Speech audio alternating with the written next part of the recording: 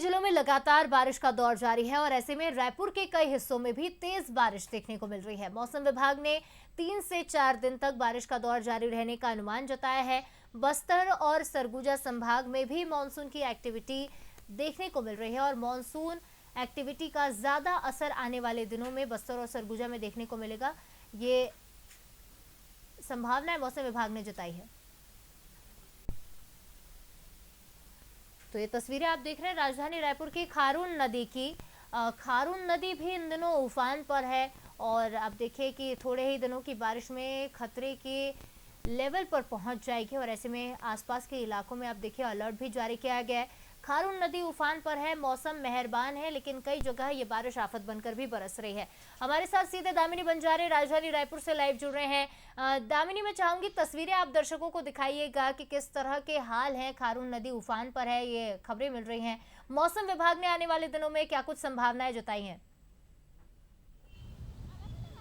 देखिए, आपको बता दें कि मानसून का कहर जो है पूरे प्रदेश भर में देखने को मिल रहा है और इस वक्त हम जहां पे मौजूद हैं आप देखेंगे कि ये खारून नदी का तट है, जो कि छत्तीसगढ़ की राजधानी रायपुर खारून नदी के तट पर बसा एक शहर है, जहां पर इस नदी से ही लोगों को जो है पानी जो है वो सप्लाई किया जाता है, जीवन में जो एक तरह से पानी पीने और तमाम चीज़ों के लिए उपयोग में जो वो लाते हैं। और ऐसे में आप देखेंगे कि ये नदी जो है पूरी तरह से एक तरह से उफान पर है और ऐसे में जो सुरक्षा के जो एक तरह से इंतजाम है वो यहाँ पर नहीं हुए हैं। लेकिन आप कहीं ना कहीं देखेंगे कि नदी की जिस तरीके से बहाव है उससे ये कहा जा रहा है कि आने वाले समय में इससे लगे शहरों में बाढ़ जैसी स्थिति जो है वह भी निर्मित हो सकती है। आपको बता दें कि लगातार मौसम विभाग की ओर से बारिश को लेकर अलर्ट जारी किया जा रहा था।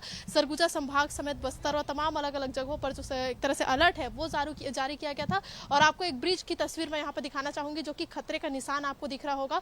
आप देखेंगे कि जस्ट ऊपर अगर थोड़ा सा भी फ्लो और बढ़ता है, नदी का उफान और थोड़ा बढ़ता है, अगर और आज रात बारिश होती है तो ये पूरा ब्रिज जो है उसके ऊपर से पानी का जो सैलाब है वो एक तरह से जाता नजर आएगा। और इसी प्रकार की स्थिति जो है बिलासपुर, बस्तर और तमाम जगहों पर जो है वो देखने को मिल रही है, जहां पर अलग अलग जलप्रपातों में भी जो है एक तरह से नदियों का जो बहाव है वो काफी ज्यादा देखा जा रहा है। साथ ही जलप्रपातों में भी जो पानी का ओवरफ्लो है वो ज्यादा देखा जा रहा है। और आप देखेंगे कि ये जो आपको सीढ़ियां नजर आ रही होगी, लगभग इसकी 3 से 4 सीढ़ियां जो है वो नीचे पानी हुआ करती थी, लेकिन पूरी सीढ़ी जो है पूरे ऊपर तक पानी जो है वो आ चुका है।